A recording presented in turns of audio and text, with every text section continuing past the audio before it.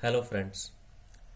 आज का टॉपिक है गुरु का जो राशि परिवर्तन 22 अप्रैल 2023 में जो होने वाला है कि जो गुरुदेव महाराज हैं वो मीन राशि से निकलकर मेष राशि में आने वाले हैं।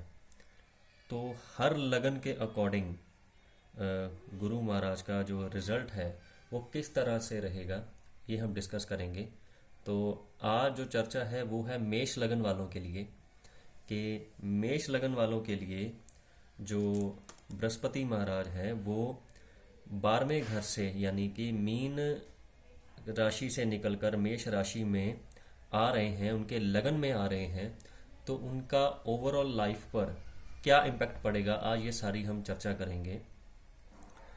मेष लगन वालों के लिए गुरुदेव जो है वो 9वें और 12वें घर के मालिक हैं और लगन में आ रहे हैं।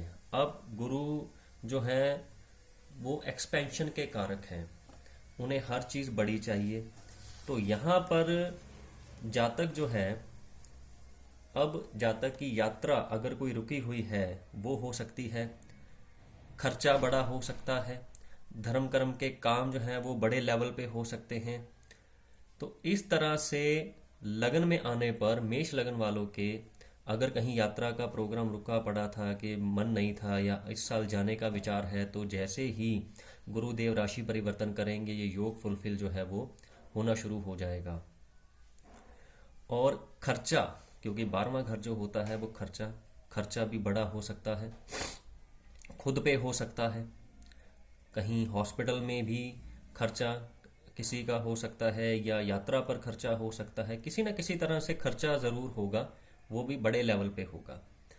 अब यहाँ पर गुरु की जो 5वीं दृष्टि है वो 5वें घर पर, 7वीं 7वें घर पर और 9वीं 9वें घर पर, यानी कि इन 3 घरों को साथ में जो है वो एक्टिवेशन मिल जाएगी।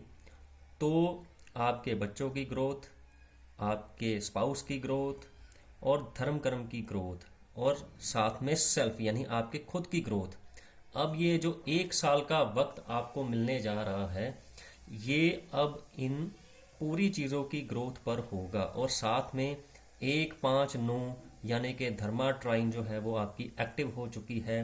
धर्म कर्म के कामों में ज़्यादा खर्चा हो सकता है।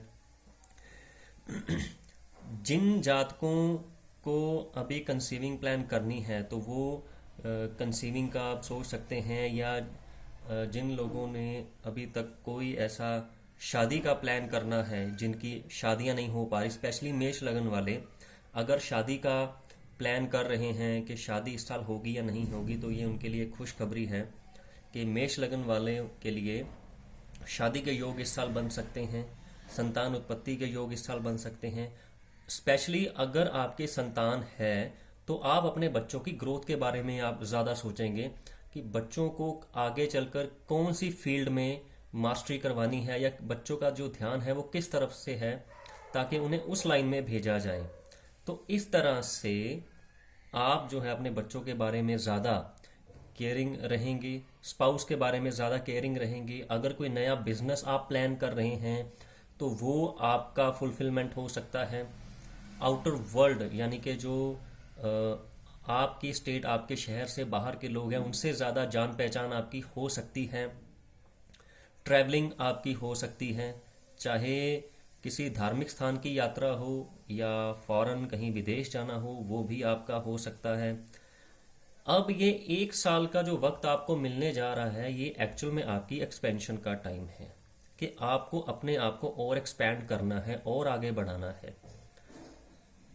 लेकिन साथ ही साथ आपको अपने बच्चों के बारे में, आपके स्पाउस के बारे में, आपके पति या पत्नी के बारे में आपको साथ लेके चलना है, क्योंकि उनकी ग्रोथ के साथ ही आपकी ग्रोथ बढ़ती जाएगी। तो जिन जिन का भी मेष लगन है अब उनका वक्त है अपने स्पाउस के बारे में सोचने का। अगर शादी नहीं हुई है तो शादी होने का, अगर किसी के संतान नहीं हो रही है तो ये योग है संतान होने के। और अगर हायर एजुकेशन आप करना चाह रहे हैं कि आपको लग रहा है कि हो पाएगी या नहीं हो पाएगी, कोई रुकावट ना आ जाए, तो ये वक्त है आपकी हायर एजुकेशन का।